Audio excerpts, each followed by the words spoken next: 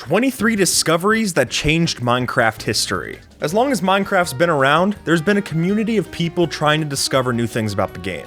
So today we're uncovering that history as we look back at some of the best community discoveries to date. And hey, legend speaks of a rare gray subscribed button that sleeps below my videos. Now, only 0.00009% of the world's population have ever seen it. So to become one of that lucky few, poke the red subscribe button down below.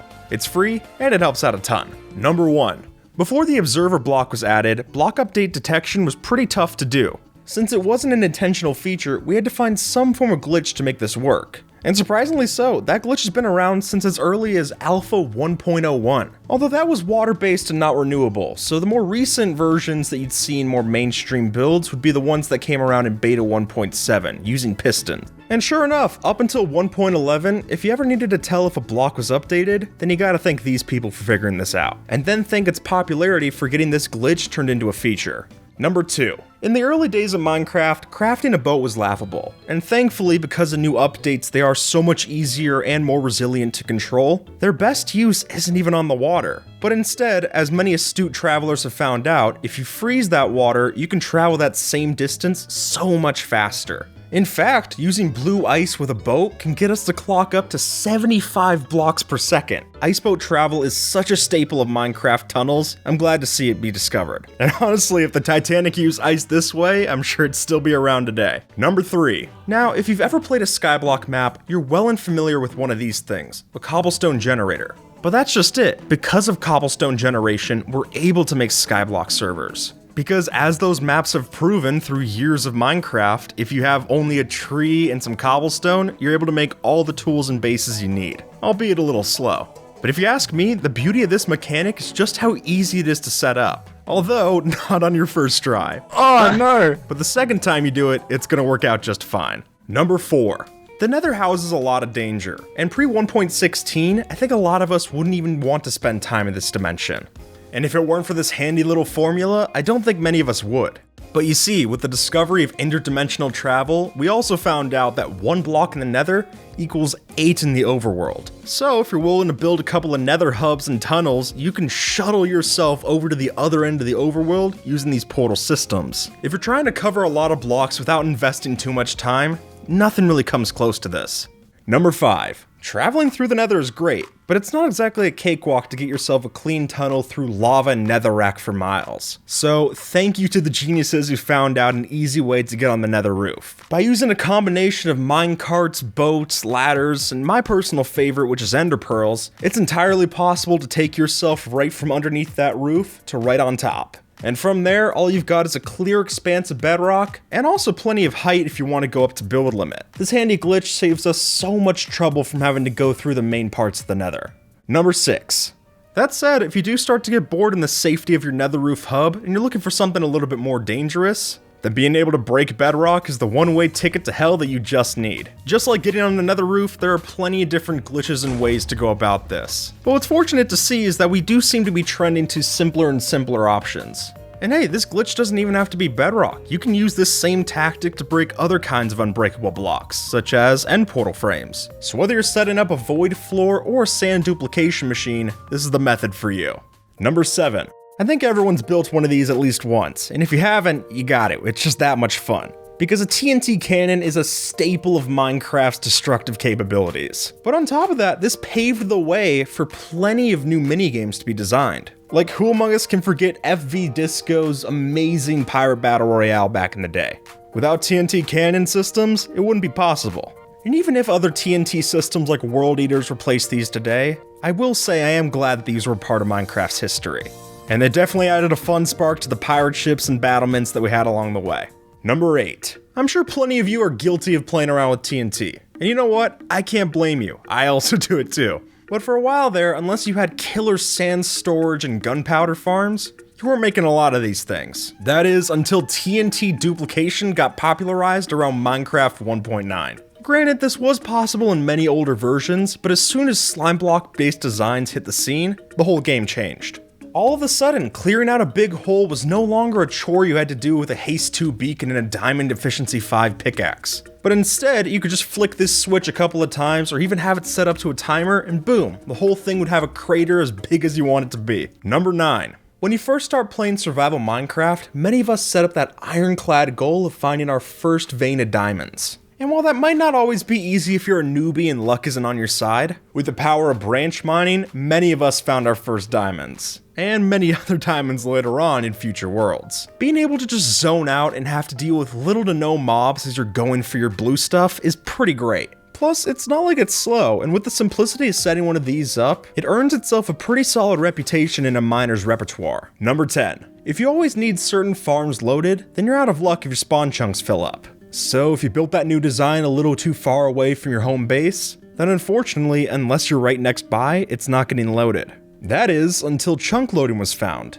which is a concept where using villagers or redstone and hopper mechanics, you were able to keep a certain spot of the map loaded even if you weren't there. And while many of those methods from the past are now patched out, thankfully it's because we can do this with nether portals and it's an intended mechanic now. So if you're looking to keep the mobs loaded for a mob switch, this is the best way to do it. Number 11.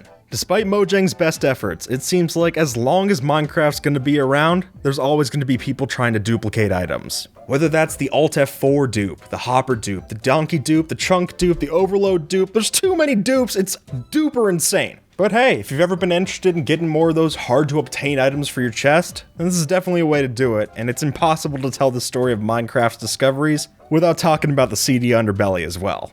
Number 12. Clearly, with the use of nether portals, we're able to travel so many more blocks than we used to. Although with this one, the travel capabilities got pushed to their limits. By taking the ender pearls and the nether portals and mixing them together, we were able to take both of these methods of transport and make them blast up into the millions. Which, for while it was around, allowed many people to reach the world border much faster than they would have, and with virtually no effort. Or if you're off in the middle of nowhere and need to head back to spawn, boom, you're there in an instant. Unfortunately, 1.14 did fix this, but for as long as it was around, and for as fast as it was, it made just as swift of an impact on the technical community. Number 13. Sometimes RNG can be a cruel mistress, and when the dice don't fall our way, most of us just cut our losses and call it there. That is, unless you're the mad scientist who figured out this. Which is, through use of this technology that's just so insane my brain can't even wrap around it, we were able to change and manipulate the way that the RNG worked in Minecraft, making everything not random. Which means changing things so lightning strikes not only twice, but every single tick possible at that same location. Or if you had yourself a fortune pickaxe, then those ores were dropping their max amount every single time. And this technology was insane for Minecraft. And as many would argue, definitely overpowered. Which is why most exploits got fixed in 1.13. So I'm glad we discovered it when we did. Number 14. Nowadays, most of us take this for granted, but when you look back at Minecraft history, the fact that we're able to take just 2 scoops from a lake and make our own ocean is nuts. And it's an oversimplification of this Minecraft feature I think many of us are glad to have. So whether the first person did it with a 2x2 or a 1x3, it's fine by me, I'm glad to use it. Number 15. If there's one thing that Minecraft villagers love to do, it's die, and they'll do it a lot. So because of that, the mechanics changed so that these big hulking golems would try to protect them from zombies. Which is a nice idea, and while it might have been useful for that, it went so much further for the Minecraft community through the advent of iron farms. Since villagers in panic will just keep on spawning these things, we were able to get a reliable source of iron, which is not that easy to come from if you've already excavated all the mines nearby. And folks, this was especially helpful with all of the big redstone machines that required loads of hoppers. Without iron farms, I don't think a lot of us would realize those. Number 16. Gravity blocks like sand and gravel can make for some really easy to build scaffolding. But when you take them out with only a shovel, they're not that much better than just using cobblestone or dirt. That is, until the discovery that using slabs, torches, or many different other items, we were able to take down these falling sand entities way quick. And while this might have had a practical use for building up quick towers, it was even more helpful when you needed to clear out lakes, oceans, rivers, or even lava lakes in the nether. When you can clear out a guardian farm like this, it's pretty easy to build one, as opposed to just the regular bucket method. Number 17. Using beds as a respawn point is already helpful enough. And while intentional game design is supposed to make one of these useless in the end or the nether, that doesn't mean players don't try to make it worthwhile.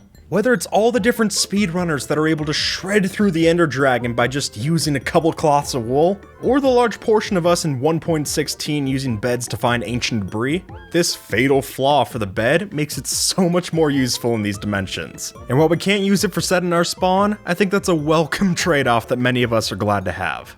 Number 18. Building in Minecraft has come a long way, and not just in the kind of blocks that we use, but also the types of builds that we make. But unsurprisingly, pixel art has been around since the beginning. And as this archaic video of one of the first pixel arts in Minecraft shows, it's been around since as long as the game has been available to the public, even down to the same day. This is why I think pixel art is such a great part of Minecraft building, because it's very easy to get into and it's very straightforward to build something good. But if you want to, you can make it so much more complex. Specifically when you turn that pixel art into map art, and then it gets so much weirder and even better for us to see. Number 19. With the advent of spawners to Minecraft, many of us were able to comprehend and build very easy, simplistic farms using these. Which is good, but with the discovery of non-spawner based farms where you created your own dark area for mobs to spawn, we got so much faster designs. And if you take the time to light up and spawn-proof nearby areas, then you can really crank up the efficiency of one of these things, turning mob farms from a novelty that you built into way more of a powerhouse. Number 20. Whether you've got a full netherite set or no armor to your name, at a certain height, fall damage is the great equalizer. That is, until all of those handy discoveries that helped us break our fall. Now if you're looking for a quick way into your mine, then ladders and vines are definitely your solution to get there. And nothing much else offers the same kind of quick and easy access they do. But if you're looking to learn a little bit more skill, then the water bucket save as soon as it was discovered became such a huge help in the Minecraft community. Using this pro tactic, you were able to survive a fall from any height. As long as you get the timing right, you're able to survive that Ender Dragon blast, no sweat. And plus, like any good discovery, it's also a great way to impress your friends. Oh my god, Skip! Number 21. Among the more curious sides of Minecraft is the world generation. Because although many people believe it to be infinite, at a certain point it does give out. And prior to beta 1.8, the way that it gave out was called the Farlands. And folks, words do not do justice to the kind of mass curiosity that spawned as soon as this was discovered. And that same curiosity still exists to today. But when we talk about the Farlands, we've got to talk about the attempts to walk there in survival. And while this is famously attempted by Kurt J. Mack in his Farlands or Bust series, it was on June 19th of this year that Killo Crazy Man finally did the crazy task, and managed to reach the Farlands in survival, earning them the title of the first ever person to reach the Farlands on foot. And the live stream is just as crazy.